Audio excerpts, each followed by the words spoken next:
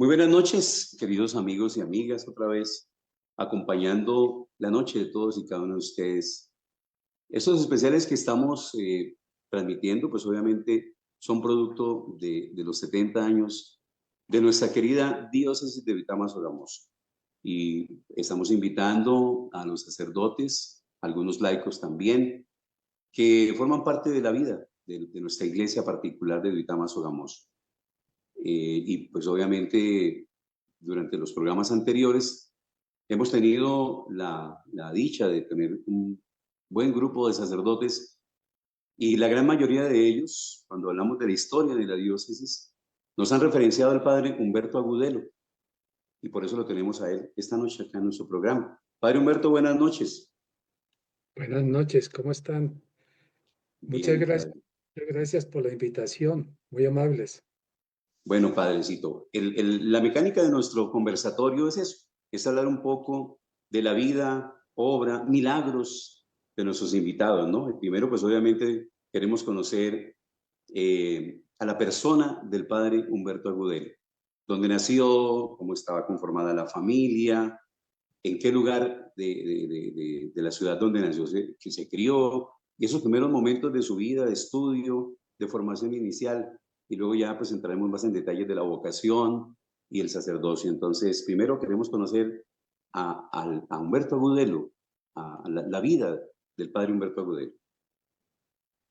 Gracias, ¿no? Pues un poquito larga, por eso voy a ser breve. Ya, me cuentan que nací en Corrales, porque aquí desde niño, desde la infancia, venimos a vivir en Tuitama y siendo yo el mayor de mis hermanos, todos los demás son de aquí.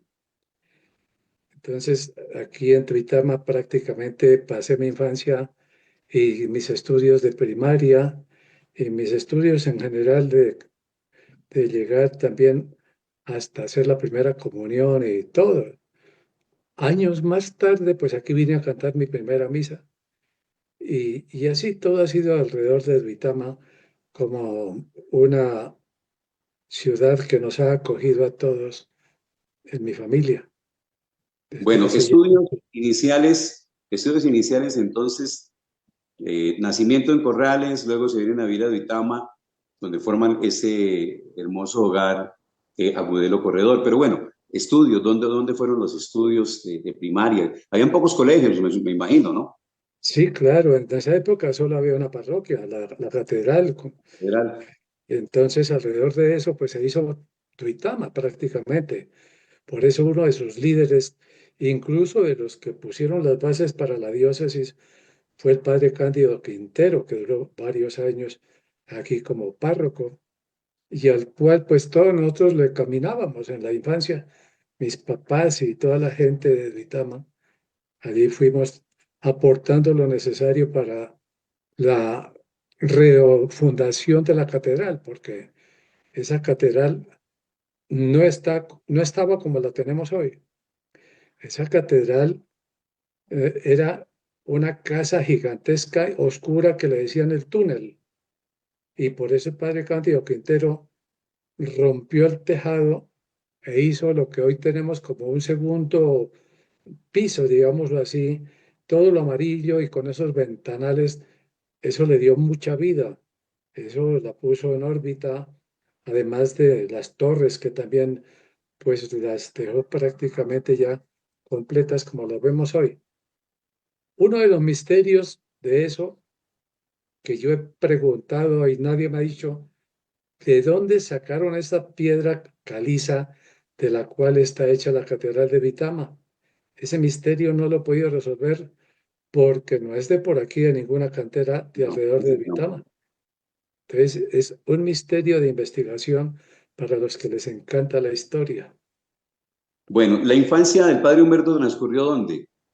¿Por qué sector de Bueno, Duitama? yo estudié aquí en la escuela del Padre Campoamor un año.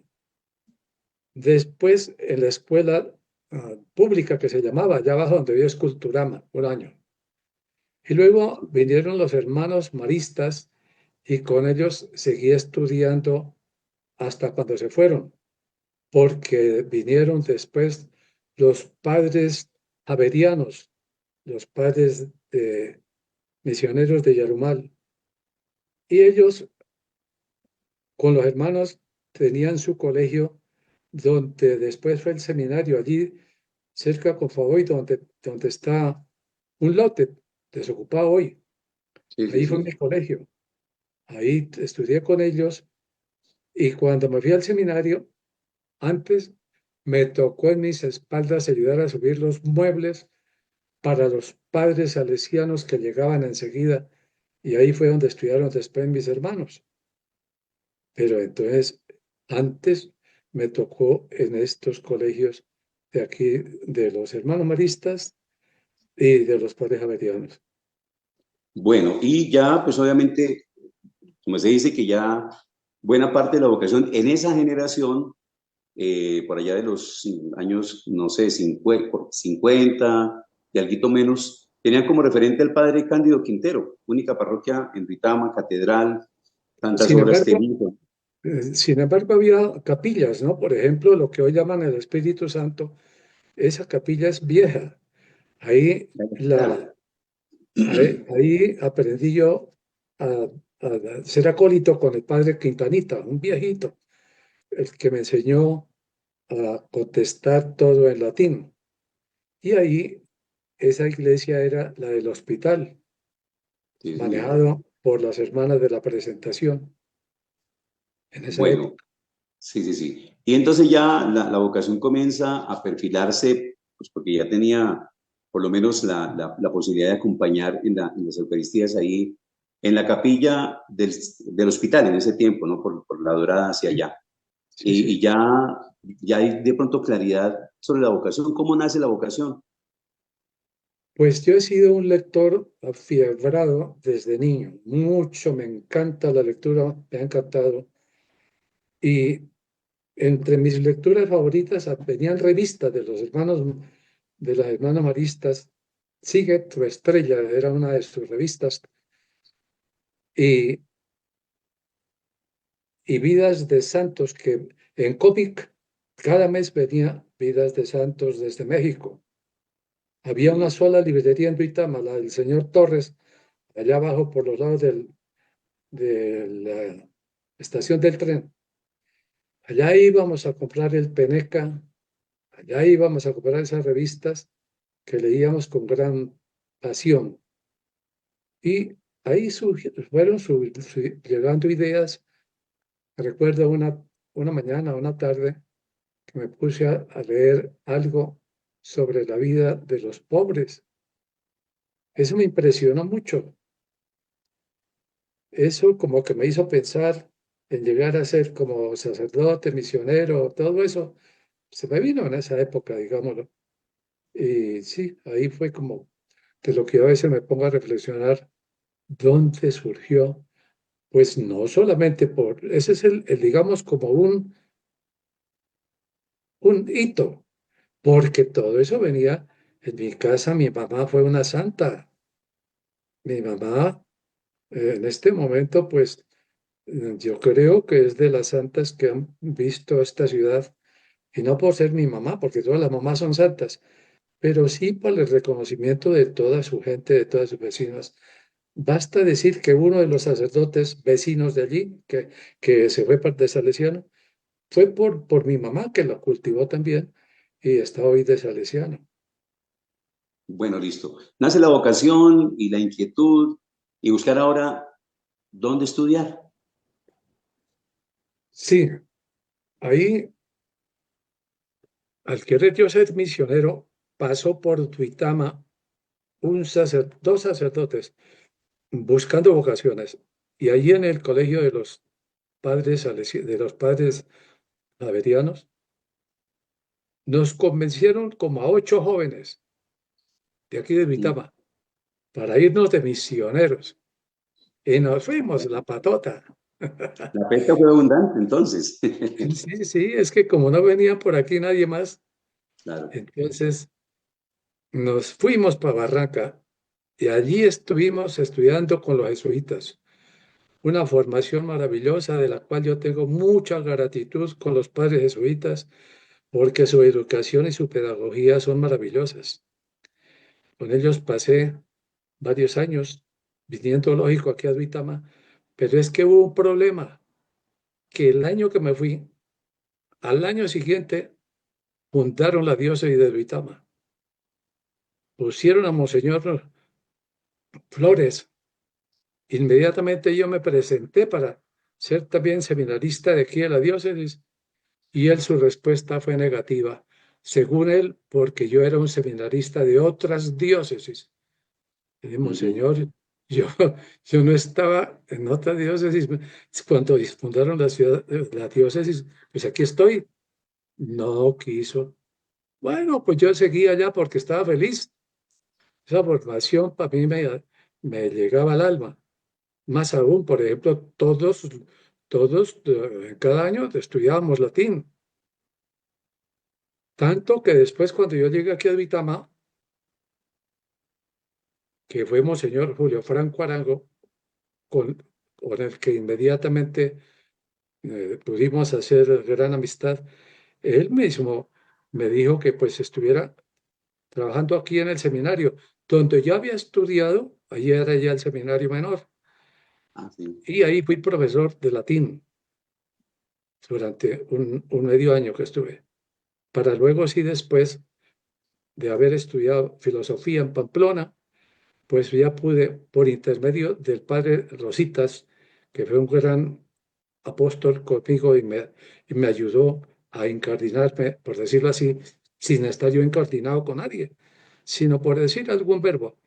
Me volví a mi diócesis, por fin. Y efectivamente, como señor Julio Franco Arango, pudimos comenzar una labor de pastoral maravillosa por los años de, bueno, antes de llegar a ser sacerdote, yo trabajé mucho con él, con Luis Antonio Corredor y con un equipo que hicimos de pastoral para toda la diócesis desde esas épocas, porque después pasaron los años muy rápidamente y habiendo estudiado la teología en Bogotá, llegó el Papa San Pablo VI y nos hizo sacerdotes a 167 compañeros de todo el país y de algunos países vecinos. Y entonces de aquí a la diócesis fuimos 6, de los cuales hoy apenas, bueno, que estudiaran en Tunja varios, y entre otros, pues Jorge Compariza, Manuel Sanabria, el padre, el que vive aquí abajo en Tuitama, uno de los mayores, él también estudiaba en Tunja, y es uno de los que también ordenó el Papa San Pablo VI. Sí. Y El a partir de padre. él, el que canta. Ah, sí, sí, sí, sí. Sí. O sea, un grupo numeroso, bastante numeroso. De los dos que su Así, merced nombró, Jorgito pues ya descansa en el cielo y Manolo pues al poco tiempo creo que renunció al sacerdocio. él ejerce Entonces, algo de diaconado allá en Bogotá. sí. Bueno, entonces ese grupito ordenado por el Papa, la visita del Papa siempre trae obviamente un efecto muy grande y es que a los siguientes años las vocaciones florecen porque la visita de un Papa trae consigo esas consecuencias. No, pues es que le cuento que el concilio vino. El concilio Ajá, nos cogió estudiando nosotros en teología, pero recordemos que el concilio tuvo un problema serio en la Iglesia Universal. Más de 2000 vocaciones desaparecieron en el posconcilio a nivel mundial. claro. Y lógico, la diócesis de Duitama no fue excepción. Aquí tuvimos mucho problema porque el clero se dividió en dos bandos. El de los que nos llamaban los nuevones y de los que Ujú. llamábamos picapiedras.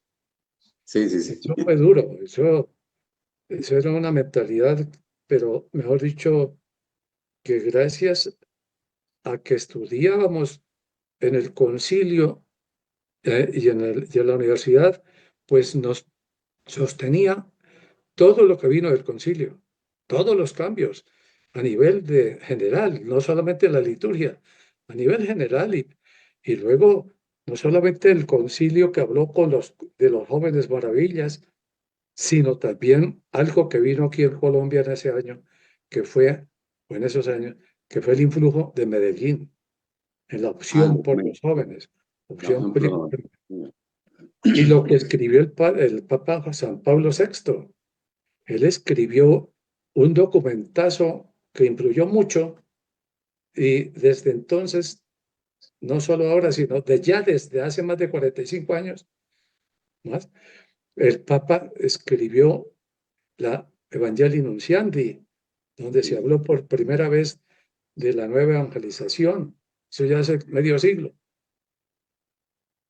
Sí, ya digamos que la transformación se fue dando, ¿no? Digamos, en cuanto a la iglesia, los cambios, el concilio, aquellos que no aceptaban las reformas en la iglesia, necesarias además, obviamente, digamos, y no hubo, digamos, cambios tan radicales en cuanto al fondo, ¿no? Pero más en la forma, ¿no? En la liturgia, en la evangelización, en la presencia de los laicos, en la misión, y eso pues obviamente para algunos era muy difícil, para otros muy cautivante también.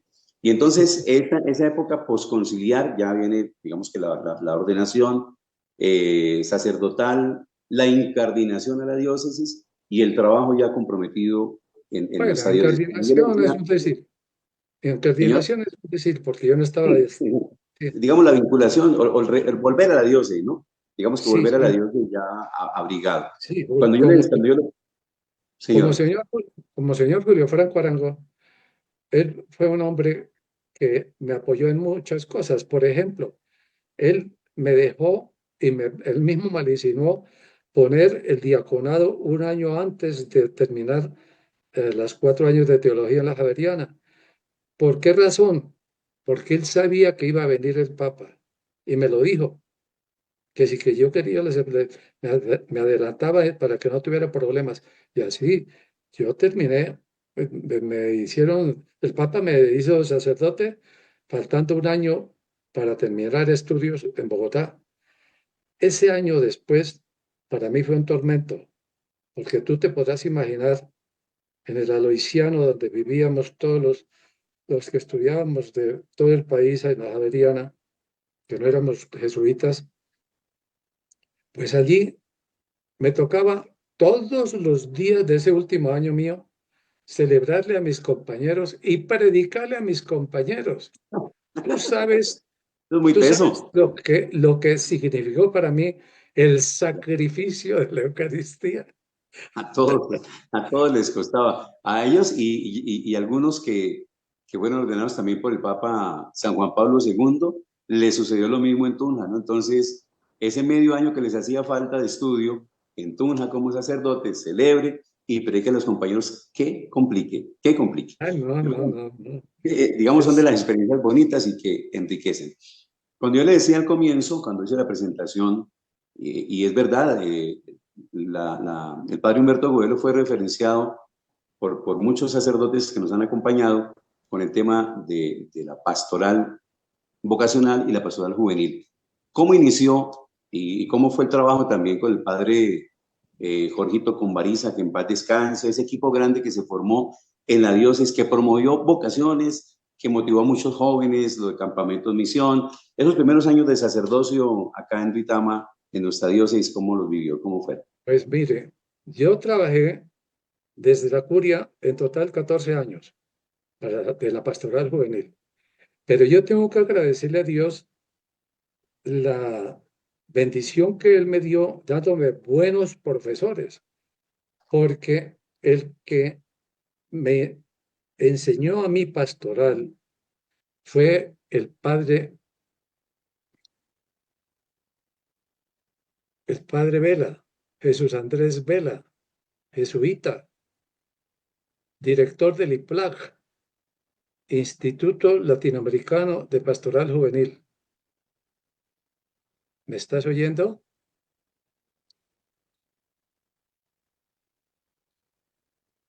Sí, continúe, Pues padre. bien, pues bien, ese, ese sacerdote, que Dios lo tenga en su gloria, director del IPLAG, allí estudiamos 2 años pastoral juvenil religiosas y sacerdotes de 14 países.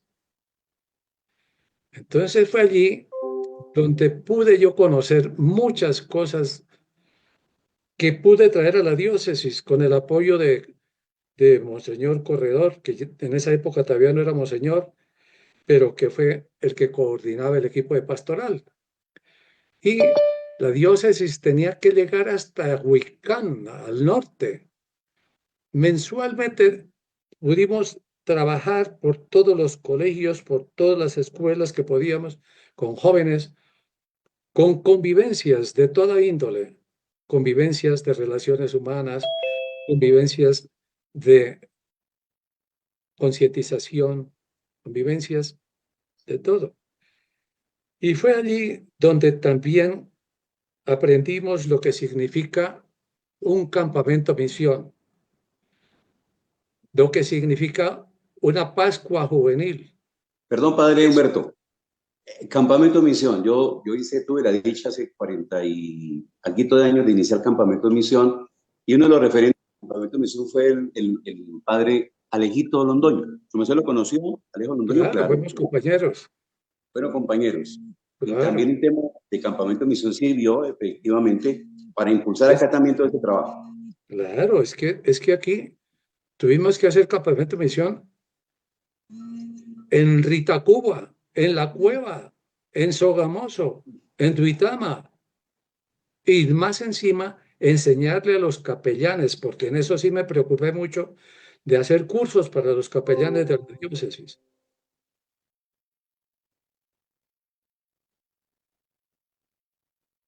¿Qué? Bueno, pues ese campamento de misión que tuvimos que hacer incluso en la Branza Grande, donde no había en ese momento carretera, no, eso eran mulas de Badabondo para abajo, donde teníamos que ir a pasar tiempos de Navidades trabajando con todas las personas del campo, jóvenes y familias, que para ello, lógico, teníamos que llevar todo un programa bien preparado. Es que esa pastoral se hizo a conciencia gracias a que desde Bogotá pude yo dejarme ayudar de compañeros que querían también, siendo de diferentes partes, venían aquí a trabajar en la diócesis los fines de semana. Por consiguiente, teníamos un equipo que, por ejemplo, recuerdo que Bueno, allá abajo el capellán del colegio industrial era el padre en esa época, Roque Niño. Allí hicimos muchas convivencias con los de Aliplaz. Y de ahí salieron después muchas vocaciones, porque hay una cosa muy seria y muy segura. Donde hay pastoral juvenil, hay pastoral vocacional. No lo dudemos, totalmente. no lo dudemos. Eso lo vimos y constatamos con sacerdotes que surgieron de por ahí y de otros colegios hasta el norte, por allá en, en, en Huicán, en La Ubita, que era la base de todas esas regiones, hasta llegar mensualmente por allá. Ahí inclusive en La Ubita trabajamos con las hermanas del Pilar, que años después fueron la mano derecha mía en España cuando fui a estudiar un doctorado y allí pude, bueno, cierro ese paréntesis, el año pasado mis familiares me regalaron un tiquete para ir a saludar a mi gente por allá en España y en Francia. Y me fui con una sobrina. Qué conmovedor fue para mí encontrarme en Zaragoza religiosas con las cuales trabajé hace 43 años y se me vinieron y me dijeron, don Humberto, ya no dicen padre, don Sí, sí, Humberto, Humberto. tú nos hiciste las 3 primeras Pascuas juveniles que hicimos aquí. Y efectivamente, ellos continuaron después, cuando yo me vine, y siguieron trabajando con Pascuas juveniles, de las cuales, gracias a Dios, salieron muchas vocaciones religiosas también. Y además, en ese estudio que yo hice en España, pues cómo me sostuve para pagar todo, pues dando cursos de pastoral juvenil, todo lo que aprendí en el IPLAG, que Sí. inclusive aquí a Jorge Convariza le enseñé todo lo que pude porque fue un gran amigo. Y con Manuel Sanabria teníamos un trío. Manuel Sanabria tocaba el acordeón, Jorge Convariza la guitarra y yo las maracas y el cantante de ocasión. Entonces, era un trío que nos contábamos mucho porque Jorge conmigo fue aprendiendo y de tal manera que después fue un gran maestro en todo. Es que ese fue una de las víctimas de la época. ¿En qué sentido? En que como había esa quisquillosidad entre el clero, Jorge y otros sacerdotes fueron víctimas de ser ellos herejes, Ah, declarados herejes. Entonces fue cuando le dije a Monseñor Julio Franco que por qué no me daba a ese hereje para trabajar en la pastoral juvenil. Y Jorge Convariza inmediatamente fue encantado a ayudarle a trabajar en la pastoral juvenil. Y así fue el que me reemplazó después cuando me fui. El ya. hombre me superó. Sí, sí hay que Bueno, reconocer. es una etapa muy bonita y una etapa recordada por muchos sacerdotes que surgieron de ese proyecto de campamentos misión, de grupos juveniles y que ya son Sí. sacerdotes. Y por eso le decía, Padre Humberto, lo recuerdan mucho, porque su merced, casi que sin querer queriendo, por ese trabajo fue promotor vocacional No, a y mí sirvió. me encantaba trabajarlo. Otra cosa ya los efectos posteriores, sí, no, pero es que era muy lindo ver. Mire, hasta una sobrina con la que fui a España ahorita, Marta Lucía, ella que es abogada, ella fue bautizada en una Pascua juvenil hecha en Sogamoso, en el Colegio del Rosario, porque tenemos que recordar también con mucha gratitud que en el equipo pastoral que organizó el Monseñor Julio Franco Arango, tuvimos a Sor Marta Lucía Correal durante 7 años. Y esa mujer muy inteligente, ella, hoy rectora todavía de uno de los colegios, ella también fue ya 3 veces provincial y 2 veces general. Ella estuvo aquí entrenándose cuando recién salida de la Universidad de Santo Tomás con Monseñor Julio. Entonces, hacíamos realmente un equipo muy bonito y muy completo, complementado también por personas de otros países. Entre otros, está Fernando Quesada, que era, hoy es, porque vive todavía en, en Costa Rica. Ada Martínez, ella era de Cuba, hoy está en México. Y gentes así muy valiosas.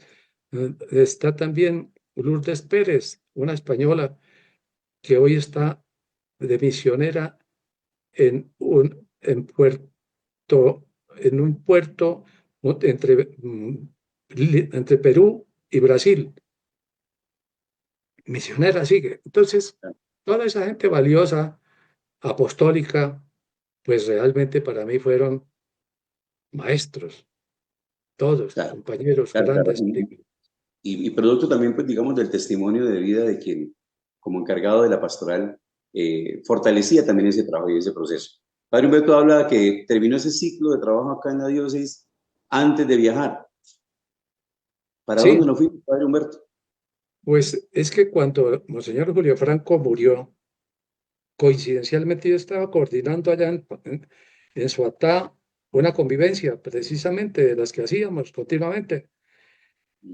Y de pronto yo estaba coordinando en ese momento cuando por allá Manuel Sanabria gritó, le dio un ataque al obispo, allá En en la el Casa Retiro. Carraco, en el Sí, Carraco. sí, Pues de ese ataque se suspendió todo y el monseñor murió allá en el hospital. Fue una tragedia. Él para nosotros fue un gran amigo, un gran padre y un gran apóstol. sí, total. Recordemos que a él también lo mató la pena moral del robo que hizo el M-19 allá abajo en el Museo Diocesano,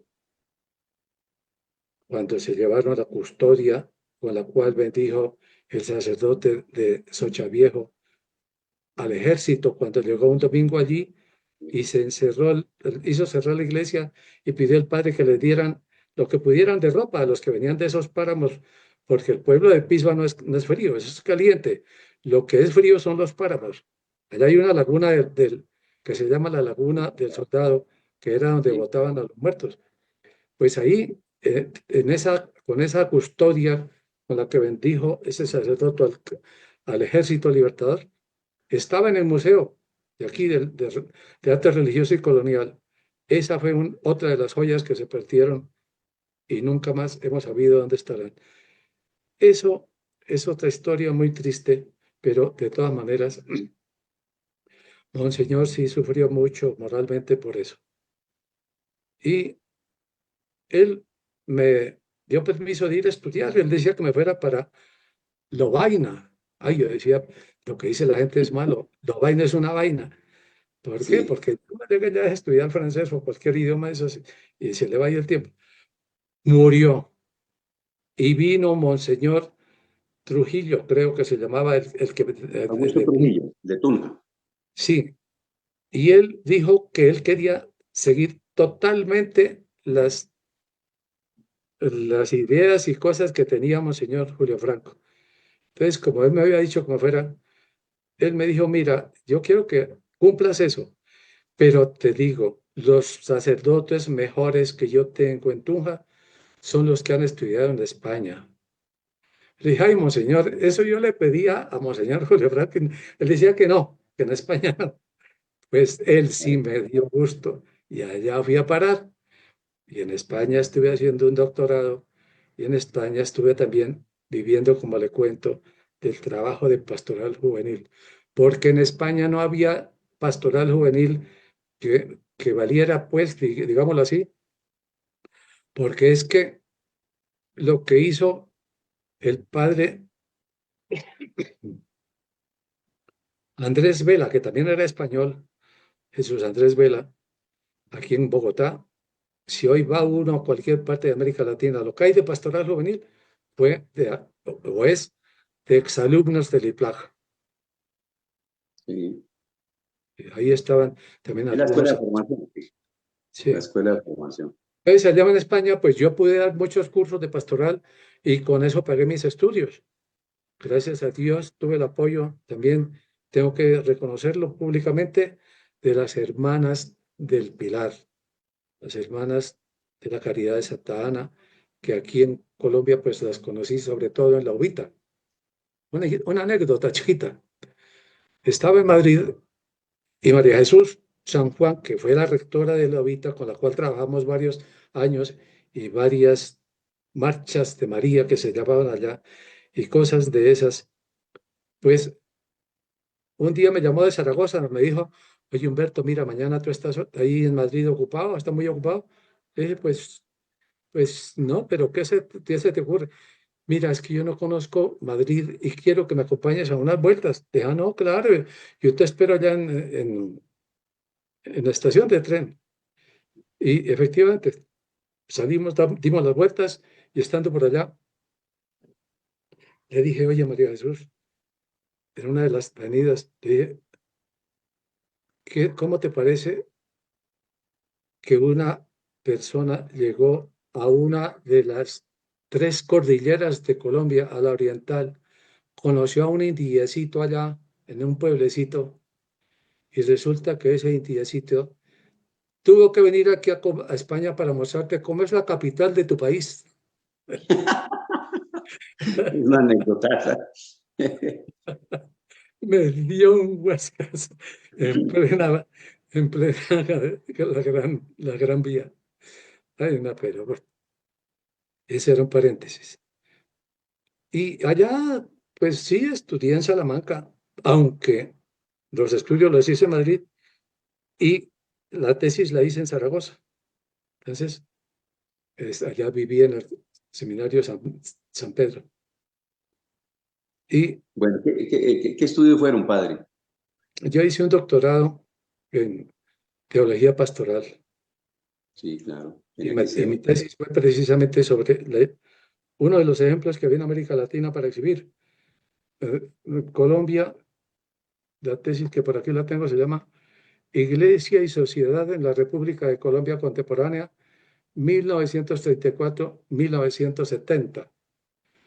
Y esto lo, en 1900, en el 1900, defendí la tesis en el año 1983, que fue cuando ya me vine. Y eso, ¿qué quería mostrar?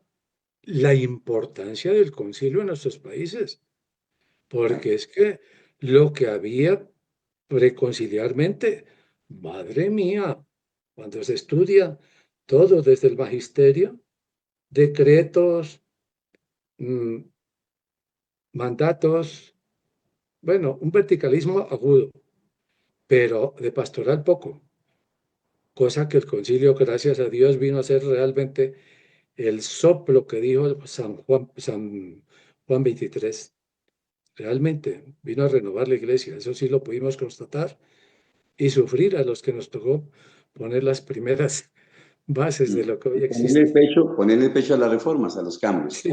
Bueno, el padre Humberto regresa a Colombia, pero no se viene para la diócesis, ¿cierto? Se queda en Ah, Bogotá. bueno, lo que pasa es que cuando yo llegué aquí, me encontré con otro obispo desconocidísimo para mí. Era un religioso salesiano. Y entonces, pues él cuando me dijo, "Mm, porque es que me invitaron desde España, mejor dicho, desde Chile, me invitaron a España amigas que había tenido aquí trabajando en Bogotá, que si quería venir a fundar una obra de tales circunstancias, me dieron la descripción de tal y tal forma de ser, el carisma de la obra. Y efectivamente acepté que sí, que si el obispo me dejaba, que claro, que yo con mucho gusto venía. Y fue así como esa religiosa le hizo una promesa a Dios, que aquel sacerdote de los que había invitado para formar esa institución en Colombia, el primero que le diera la mano, ese sería, según la señal. Le pidió eso a Sí. Dios y resulta que al aeropuerto solo llegué yo a darle la bienvenida. No necesidad nada más. Y así fue como juntamos con la hermana. Ella era religiosa de aquí de Boyacá, sí, y además de la presentación. La- la- es que murió hace allá unos añitos. La hermana, bueno, ahorita le digo, fundamos la obra Colpin de Colombia, con la hermana Margarita Muñoz Sí. y, y con algunos laicos, entre otros Álvaro Agudelo, Consta Agudelo de aquí y algunos otros. Esa obra que estaba en ese momento en 37 países y hoy está en 67 países. Una obra social para lo cual fui a estudiar algo de cuestión social en un instituto de Santiago, en Chile. Y luego sí comenzamos a trabajar acá, porque esa obra viene a Colombia desde Chile, porque fue donde estaba como más, donde creyeron más. Después tuvimos que trabajar en conjunto con muchas formas y países, e inclusive tuve que escribir algunos libros sobre eso y traducir uno que se llama Así pensaba Adolfo Colpin. Tuve que traducirlo del portugués, un libro que me dieron en Sao Paulo, y con un diccionario chiquito, pero ya habiendo sido profesor de latín, me quedó fácil traducirlo por ser el latín la madre de estos idiomas tan hermanos entre sí. Sí. Y, y esto pues ayudó para que la obra siguiera. Y este año me invitaron a celebrar los 40 años de estar aquí en Colombia, la obra Colpin, en diferentes sitios. Y gracias a Dios, porque siendo una obra de laicos, cuando yo cumplí 10 años de trabajar con ella, entonces la entregué.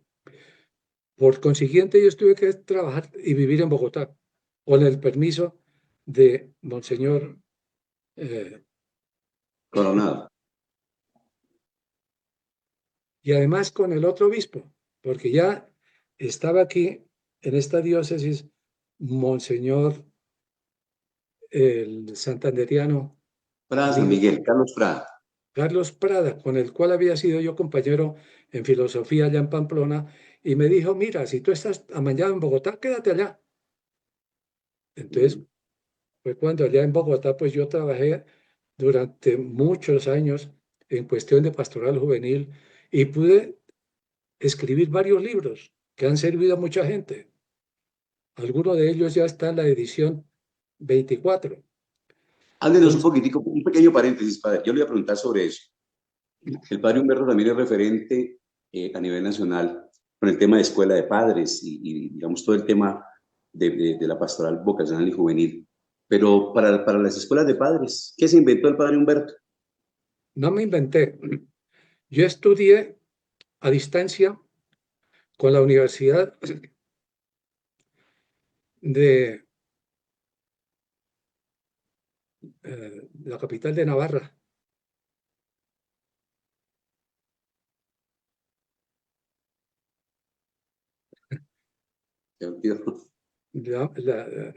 Bueno, una universidad española, que en este momento no recuerdo. Yo hice yo hice allí unos estudios de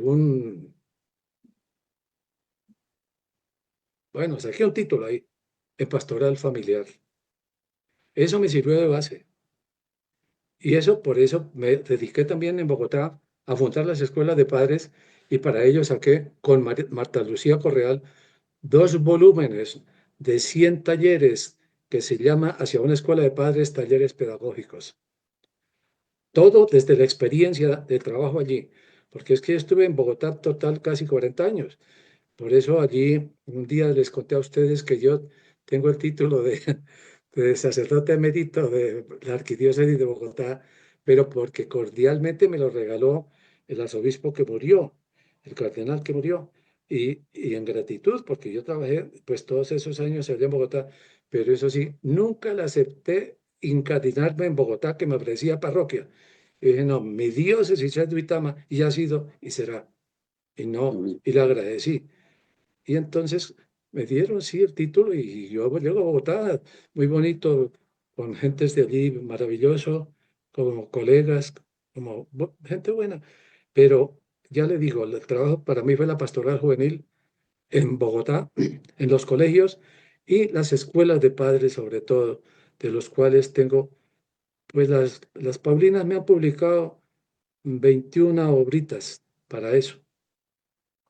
Por ejemplo, Educación en Valores, el primer libro que salió en Colombia, lo hice porque me lo pidieron los profesores del Rosario Bogotá en 1993 y entonces les hice un libro para talleres que dieran, porque no había cómo educar en valores, no tenían textos.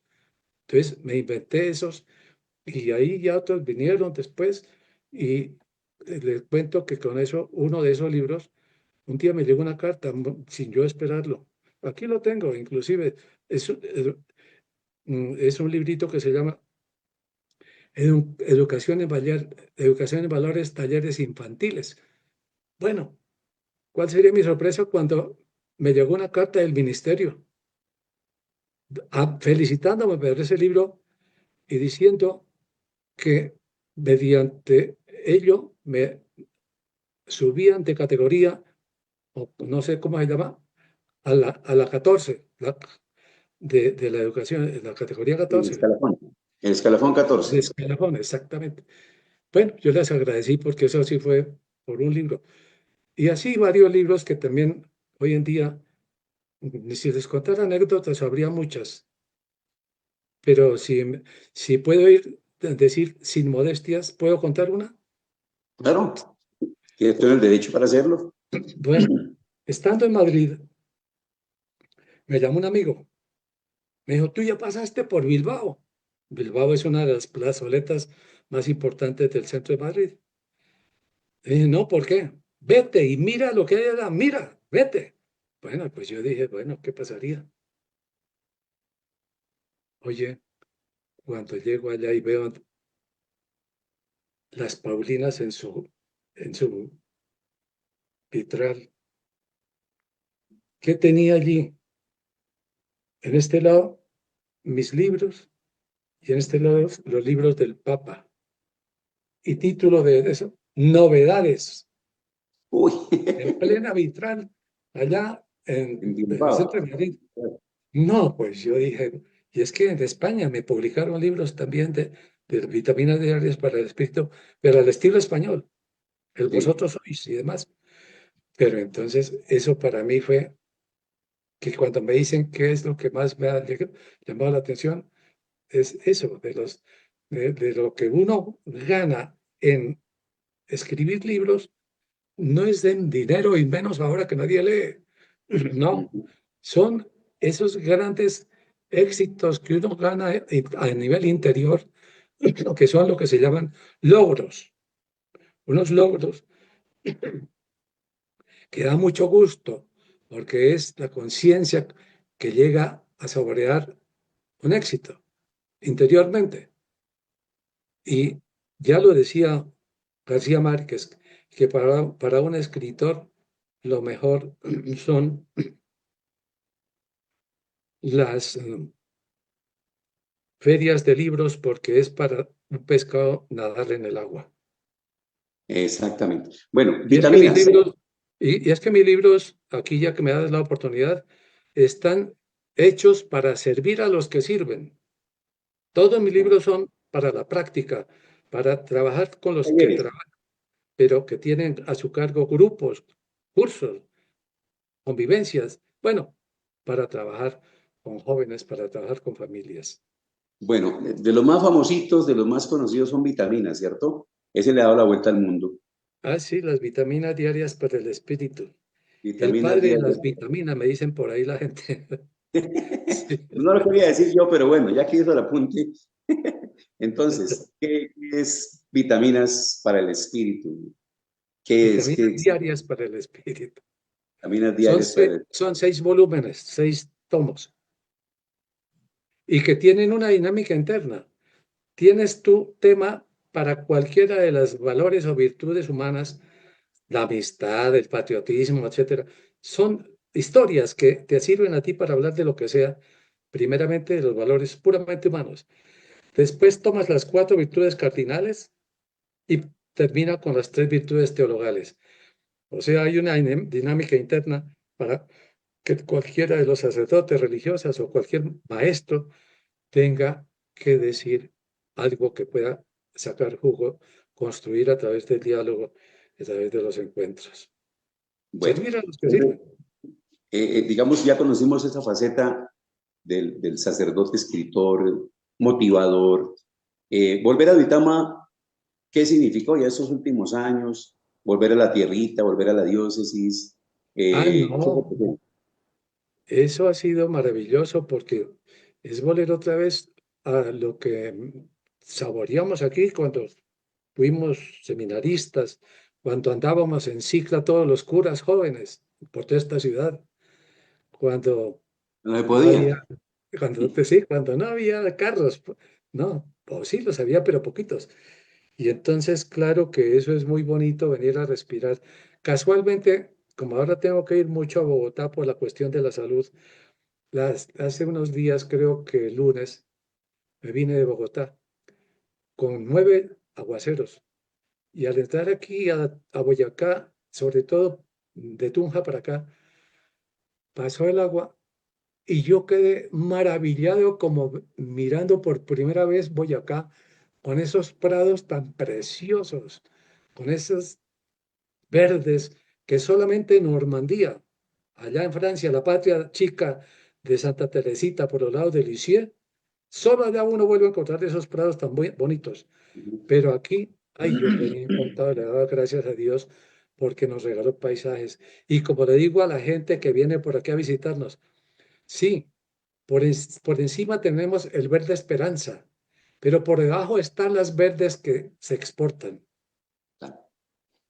las esmeraldas. Bueno, dos cositas para terminar. Primera, cuando el padre Humberto eh, estaba estudiando, se fundó la diócesis de Vitama Sogamoso. Estamos celebrando 70 años. ¿Qué recuerdos tenemos de esos orígenes? El antes de ser diócesis, obviamente pertenecíamos a Tunja, y ya el ser constituida diócesis para la entraña de quien vivió la experiencia del antes y el después, como el padre Humberto, ¿Qué significa? Pues eso significa pasar de una amplitud como tuvimos nuestra diócesis que llegaba hasta el Nevado. Ya te dije que en el Nevado de allá de Huicán y el Cocuy, en Ritacuba y en la Cueva, allá Ajá. trabajé toda una Navidad con toda esa gente del campo y me bañaba en el río Nevado, tanto que cuando regresé aquí me llegó me llegó una, un paquete y llegaba con una ruana, no, una cobija, con una nota para el padre que se bañaba todos los días en el río Nevado. Eso les llamó la atención a la gente de No allí. lo hace cualquiera tampoco. Sí. Nadie lo hace. Entonces, y allí tuvimos la oportunidad de ayudar a organizar al gremio que tenía de caballos para visitar el Nevado. Eso peleaban unos con otros por los precios y demás. Logramos que ellos se pacificaran y que ellos pudieran cobrar igual todos para no pelear. Y se logró mucho con esa gentecita tan sencilla y tan buena. Por otra parte, ir de aquí a allá era mensualmente. Y en esa época, bus. Después pude con las diócesis de Alemania conseguir un carrito chiquito, 0 kilómetros, que cuando me fui para España, a los 2 años me dijeron que le habían dado botes y quedó inservible. ¿Cómo me Ujú, dolió? ¿Cómo me dolió? Después de haberlo sudado para poderlo conseguir. claro. Pues bien, viniendo una noche, para otra anécdota de ese lado, era las 5:30 de la tarde o las 5 cuando arranqué solito desde Suatá para acá. Y al llegar a las vueltas de Guantiva, allá subiendo ya hacia la Virgen, en la curva no miré bien y me fui. Y llegué a la curva y eso era, allá llaman un volcán. Se vino toda El volcán. la- Ujú. y yo sin poder echar ya para atrás ni para adelante, vi una posibilidad de irme, metí la doble, porque era con el carro de la curia que venía, metí la doble y me fui. Poco a poco, cuando esto que cuento es sincero, cuando de pronto la llanta trasera se fue y levantó la delantera para irme allá al río que El queda ahí río. en esa vuelta de Guativa, al fondo. Yo lancé un grito que solamente para allá llegó al cielo. Grité, Virgen Santísima. Oigan, es increíble, pero cuando yo dije esa ambulatoria o lo que fuera, sentí que me empujaban el carro para colocármelo desde allá de ese lado, para colocármelo y yo seguir, como unos 300 metros, pero que no terminaban. Y cuando llegué allá, me bajé a arrodillar, a darle gracias a Dios de semejante susto macabro que me salvé de la muerte. Y al llegar arriba, donde había unas tiendas, pedí cualquier líquido, no recuerdo qué tomé, y cuando estaba yo dando, me dice la niña de la tienda, ¿el señor de dónde viene? Pues de allá, de Suatá. ¿Cómo? ¿Y es que abrieron ya la carretera? Mejor dicho, yo quedé completo a decirle a la Virgen, y hoy se lo vuelvo a decir, muchas gracias porque volví a vivir. Viniendo de Bueno, esas carreteras que nos tocaba en bus. Con Jorge con Barisa veníamos una vez ahí por el páramo y no podíamos andar, lo máximo era 50 sí, velocidades, era lo máximo porque si no se rodaba uno en el cascajo. Y veníamos cuando nos rodea una cosa que hacía y grita Jorge, cierre los vidrios bien, ciérrelo bien. Pues las abejas africanas que ay, nos Dios. rodearon y nos tocó. No recuerdo si darle rápido o despacio y otra vez rápido para quitárnosla de encima. Porque qué peligro, en pleno páramo. No, eso Terrible. muchas aventuras nos tocó porque, claro, es que esa diócesis era de verdad. Y vaya a Labranza Grande. Vaya, con Sor Marta Lucía, que nos tocó hacer el campeonato de misión porque era mixto, con niñas y jóvenes. Nos tocó dormir en una escuela y bajar las tablas de allá del techo para dormir en esas tablas. Ahora que fui con Monseñor Vaca, cuando fui allí, esa escuela ya estaba vieja y cuando yo fui no la había terminado.